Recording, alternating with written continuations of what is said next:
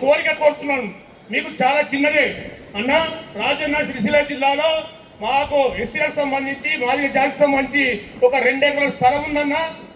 దానికోసం SC function hall కోసం మీ యొక్క సహృదయంతో ప్రత్యేకమైన శ్రద్ధ వహించి ఒక 2 కోట్ల రూపాయలను వెచ్చించి ఒక community hall, SC community hall కోసం మీ యొక్క హృదయపూర్వక కాలుగా ఇవ్వాల్సిందిగా సభాముఖంగా కోరుతూ, ఎందుకంటే మిమ్మల్ని పర్మిషన్కి కోరుకున్న తప్పకుండా ఈ ఆశయాన్ని విధంగా మాట్లాడుతున్న వ్యక్తిని వెంబడే ఈ ప్రభుత్వం వెంబడే అని అరెస్ట్ చేయాలి, అని పోలీస్ స్టేషన్ లేకుండా జైలు పంపాలని చెప్పి తెలియజేస్తున్నా. ఎందుకంటే మరి అక్కడ ఉన్నటువంటి లాల్ బహదూర్ శాస్త్రి గారు కానీ, మన రాజేంద్ర ప్రసాద్ కానీ, నెహ్రూ కానీ, వీళ్ళందరి ఆధ్వర్యంలో రాసినటువంటి ఈ రాజ్యాంగాన్ని అంబేద్కర్ రాయలేదంటే ఎంత చెడ్డ పేరు. ఒక దళితుడు రాసినటువంటి రాజ్యాంగాన్ని వాళ్ళు విడిపించుకోలేకపోతున్నారు. ఎందుకంటే దాన్ని చెప్పుకుంటానికి ఎవరు రాసిందంటే అంబేద్కర్ రాసినట్టు ఒక ఎస్సీ కులం నుంచి వచ్చినటువంటి వ్యక్తి రాసింది. కాబట్టి దాన్ని కించపరిచే విధంగా వీళ్ళు చేస్తున్నటువంటి కార్యక్రమానికి నిజంగా ప్రభుత్వం ఒకవేళ ఇటువంటి కౌన్సిలర్ అందరినీ మరి కోరుకుంటూ మరి అద్దు మీరు పెట్టద్దని చెప్తే పెట్టలేదు. కాబట్టి దయచేసి ఇప్పటికైనా ఇన్ని రోజుల నుంచి కాపాడుకుంటా వస్తున్నటువంటి ఆ ఇందిరమ్మ ఇల్లు ఎప్పుడైతే 1967 ఇచ్చినటువంటి ఆ ఇల్లు అయితే అప్పటి నుంచి ఇప్పటిదాకా తెలుగుదేశం వచ్చినా, కాంగ్రెస్ వచ్చినా, ఇంకా ఎవరు వచ్చినా కానీ టీఆర్ఎస్ వచ్చిన ఇప్పటిదాకా ఆపుకుంటూ వచ్చినట్టు వ్యక్తుల్లో నేను కొన్ని మా వాడగట్టలు అందరూ కలిసి మరి ఆపుకుంటూ రావడం జరిగింది. కాబట్టి దయచేసి ఇప్పుడు అన్నగారి దృష్టికి అన్నగారు గెలిచిన తర్వాతనే ఇవ్వడం జరిగింది. దయచేసి ఆ ఇళ్లను మా ఎవరైతే పేర్లు ఉన్నాయో వాళ్ళకి ఇప్పించి మీరు అందరూ కూడా చేయాలని చెప్పి తెలియజేస్తూ 33 కోట్ల దేవుళ్ళ దేవతలను పూజించేది మేము భారతదేశం లోపల. కానీ 33 కోట్ల దేవతల దగ్గర వచ్చేటువంటి డబ్బంతా దోచుకునేది మాత్రం మనువాదులే పీఠాధిపతులే. వల్ల వాళ్ళు దేవుళ్ళ పేరున దోపిడీ చేస్తారు, కానీ మేము దేవుళ్ళకు మొక్కి ఆర్థికంగా మేము ఇవాళ నష్టపోవడం జరుగుతూ ఉంది. అలాంటి మమ్మల్ని జై భీమ్ అంటే జై భీమ్ ఎందుకంటారా, జై శ్రీరామ్ అంటారు. అరే జై భీమ్ అంటే భీమ్ అంటే ఏదో చేసా జ్ఞానం. నేను నీకు జై భీమ్ అంటున్నంటే నీ జ్ఞానం వర్ధులు కాక నేను నీ యొక్క గొప్పతనాన్ని నేను కోరుకోవడం జరుగుతూ ఉంది. నమస్తే అంటే నా అంటే లేదు, మస్తే అంటే మెదడు. నేను నీకు నమస్తే అయితే మెదడులేనో నన్ను ఒప్పుకున్నట్టు అవుతుంది. కానీ నీకు జై భీమ్ అంటే నీ జ్ఞానాన్ని నేను మెచ్చుకుంటున్నాను, నీ జ్ఞానం వర్ధిల్లు కాక నువ్వు ధైర్యంగా ఉండు, నీ ఆరోగ్యం మంచిగా ఉండని కోరుకోవడం జరుగుతుంది. మరి ఇది బెటరా అది బెటరా, ఏది బెటరు చెప్పండి? జై భీమ్. కాబట్టి జై భీమ్ చెప్తే వచ్చేటువంటి వాళ్ళు ఎండా ఉంటుంది, కూర్చోగలుగుతారంటే చేస్తామని ఇంతవరకు కూడా వాళ్ళు చేయలేదు. మళ్ళీ వాళ్ళు కూడా చెప్పి నేను ఇట్లాంటి, ఎందుకంటే దీని మూలంగా ప్రభుత్వాలకు చెడ్డ పేరు వస్తుంది.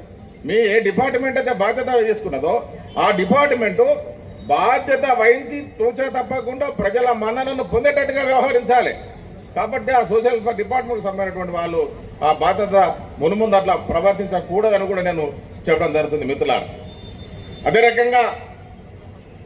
రకంగా రాజన్న సిరిసిల్ల జిల్లా తిరిగి ఏంటంటే వల్ల ఆర్గ్యుమెంట్కి వచ్చింది, శిక్షలు పడే అవకాశాలు ఉన్నాయి. ఇప్పుడు ఏంటంటే మనం ప్రభుత్వం తరఫున, ప్రభుత్వ అడ్వకేట్ల తరఫున, అదే రకంగా మన పోలీస్ డిపార్ట్మెంట్ కూడా ఆ దోషులకు, అట్లాంటి దోషులకు శిక్ష పడాలంటే కొంచెం బ్రీఫ్, అంటే ఎవరైతే బాధితులు ఉన్నారో, విక్టిమ్స్ ఉన్నారో వాళ్లకు బ్రీఫ్గా కొంత ఎక్స్ప్లెయిన్ చేయవలసిన బాధ్యత మన మీద ఉన్నది కాబట్టి ధర్మాన్ని రక్షించడం కోసం. కాబట్టి దాన్ని మీరు అన్యోన్యంగా మరో విధంగా భావించకుండా, అన్యతగా భావించకుండా ఆ బాధితులకు మరి కొంత మీరు బ్రీఫ్గా ఎక్స్ప్లెయిన్ చేసి వాళ్ళు కోర్టులో చక్కగా చెప్పే విధంగా మరి మీరు చర్యలు తీసుకుంటారని కూడా నేను కోరుకోవడం జరుగుతూ ఉంది. మేము నిజమైనటువంటి ఆది భారతీయులం, మేము నిజమైనటువంటి ఆది హిందులం, మీరు ఆర్యులు. ఇవాళ గుజరాత్ మార్వాడీలు, ఇవాళ ఠాగూర్లు, ఇవాళ క్షత్రియులు అనేటువంటి వాళ్ళు ఈ దేశం లోపల 80 సంవత్సరాల నుంచి పరిపాలిస్తా ఉన్నారు.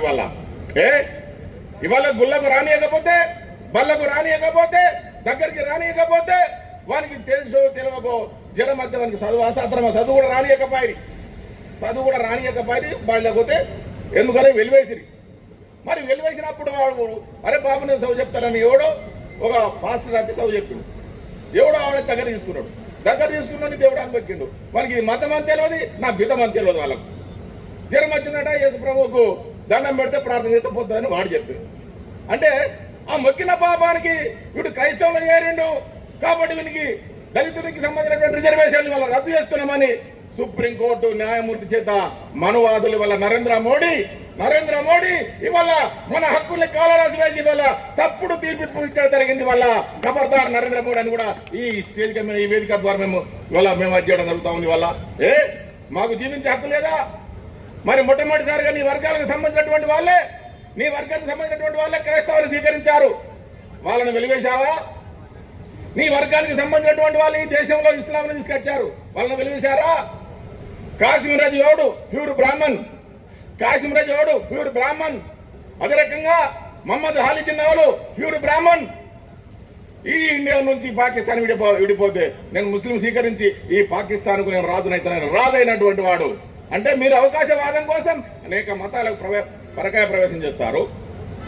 మాకు మతం అని తెలియదు, బితం అని తెలియదు. మనం ఏంటంటే మా బతుకు మంచిగా ఉండాలని కొట్టుకుంటే మా దుర్గదేవుని కూడా ఈ గొల్లపల్లి గడ సత్యపీరులు ఉంటాయి. ఆ సత్యపీరులో కూడా అది తుర్క మతమా, ఈ మతమా, ఆ మతం మాకు తెలియదే. మా ప్రజలకు వాళ్ళు మొక్కుంటారు, అరే వీడు ఇస్లాం స్వీకరించిందా వీరికి వేసి తీసేయి. ఒకటే చెప్తున్నా మిత్రులారా, ఇవాళ ఈ సనాతన ధర్మం పేరు మీద అనేక హత్యలు జరుగుతూ ఉన్నాయి. మీది సనాతన ధర్మం అయితే మాది పురాతన ధర్మం. మా పురాతన ధర్మంలో మేము స్త్రీని గౌరవిస్తాం. మన వాళ్ళందరూ సమానము, ఆడ మగ విభేదాలు లేనటువంటి ఒక సమాజమే పురాతన ధర్మం మాది. ఇది మాతృ సంఖ్య వ్యవస్థ నుంచి పుట్టినటువంటి వాళ్ళం మేము.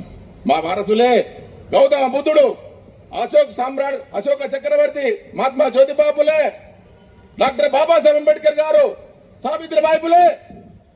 మరి ఇలాంటి తరుణం లోపల ఇవాళ మన వాళ్ళు కూడా అది గ్రహించక వాళ్ళేసే డబ్బులకు కూడా ఇవాళ ఓట్లు అమ్ముకోవడం అనేటువంటిది బాధాకరమైన విషయం. 15 సంవత్సరాలు ఒక్కొన్ని దేశ ప్రధానమంత్రి అయితే దేశాన్ని ఉంచుతారా? ఎవడన్నా ఉంచుతాడు ఆ దేశాన్ని? ఎవడు ఉంచాడు? దేశాన్ని దోచుకుంటా ఉంటారు. ఇవాళ కర్రెగుడ్డలు, ఇవాళ దండకార్యమంతా లూట్ అయిపోయింది. ఇవాళ ఆర్బీఐ దగ్గర 69 లక్షల వేల కోట్ల ఎగబెట్టింది వాళ్ళు విజయమాల్య, లలిత మోడీ, నీరవ్ మోడీ, ఆడు ఈడు అందరు మోడీ గాళ్ళే. ఇవాళ మొత్తం ఇండియాలో సర్వనాశం చేసిర్రు. వానికి ఓట్లేసి ఇవాళ అరే ఒక 5 ఏళ్ళు అంటే వేరు, ఒక 10 ఏళ్ళు అంటే వేరు. 15 సంవత్సరాలు రాజ్యం వినకుండా పెడితే వాడు నిన్ను చంపెత్తాడు, నిన్ను దోచుకుంటాడు. కాబట్టి డెమోక్రసీలు అది కాదండి. ఓటర్లు చేతరవతలు కావాల్సిన పరిస్థితి ఉంది. అట్టడుగు వర్గాల జాతులు ఈ దేశంలో అధికారంగా రావాలి. డాక్టర్ బాబాసాహెబ్ అంబేద్కర్ కోరుకునేది అదే, మానవులందరూ సమానంగా బతకాలి, అందరికీ సమన్వయం జరగాల. ఇలాంటి రాజ్యాన్ని కండగొట్టడం కోసమే కదా మనం అనుకున్నటువంటిది. కానీ నేటి యువత అరే భయ్, మేము ఇవాళ తిరుపతికి పోతాం, ఉన్న పైసలన్నీ వేసేస్తాం. తిరుపతి గుండి వేసిన డబ్బులన్నీ ఒకటి తిప్పిపోతాడు ఎరికాడా? పూజారి వ్యవస్థలు, దానికి ఉన్నటువంటి మంత్రి, దానికి సంబంధించినటువంటి చైర్మన్లు కోట్ల రూపాయలు దొబ్బకపోయినా చూడలేదా? మనం పేపర్లలో చూడలేదా? టీవీలలో చూడలేదా? అంటే ఇలాంటి మోసాలు జరుగుతూ ఉన్నాయి.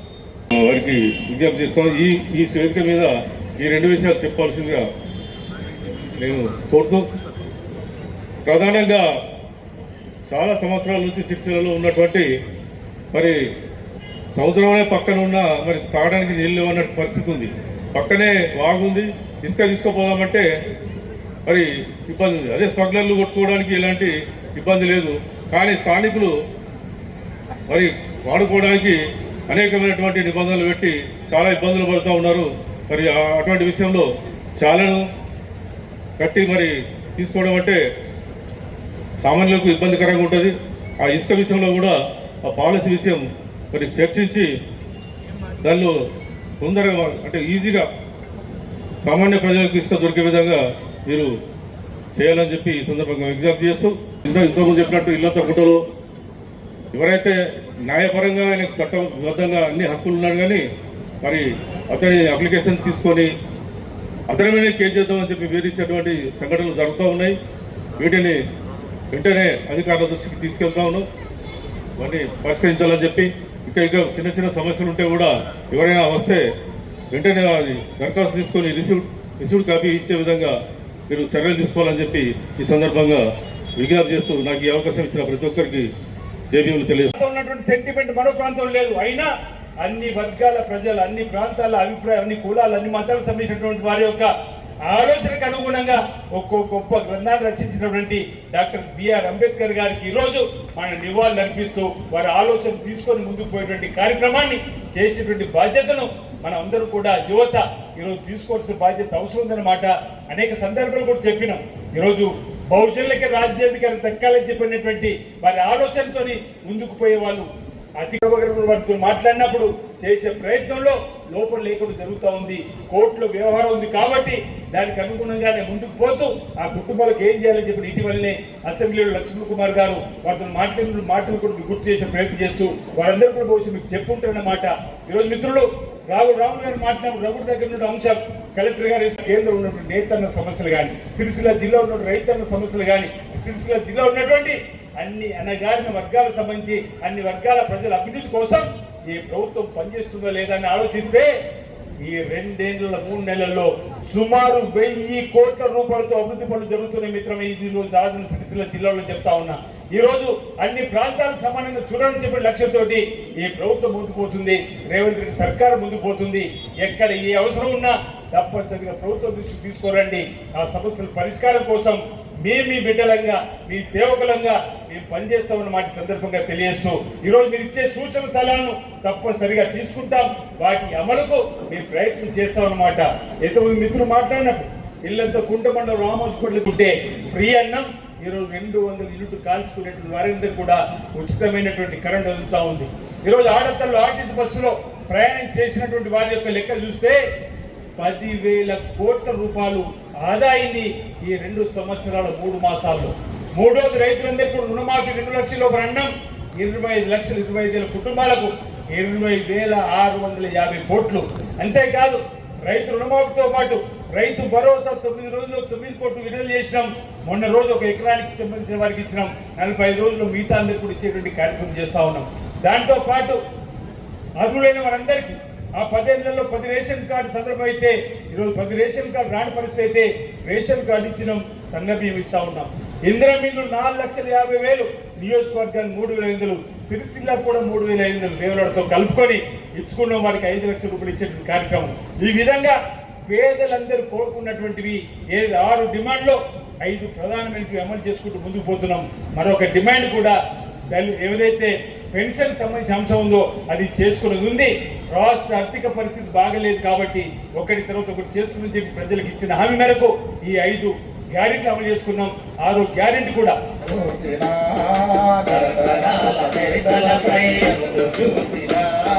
దళితులపై దమన కాండ జరగబడ్డరా, దళితులపై దమన కాండ జరగబడ్డరా, ఈ తరతరాల దొరతనాల దౌర్జన్యము జరగదని, తరతరాల దొరతనాల దౌర్జన్యము జరగదని, సోమిక శక్తిగా మనము ఏకమవుగా సామాజిక విప్లవాన్ని ముందు నడుపుదాం.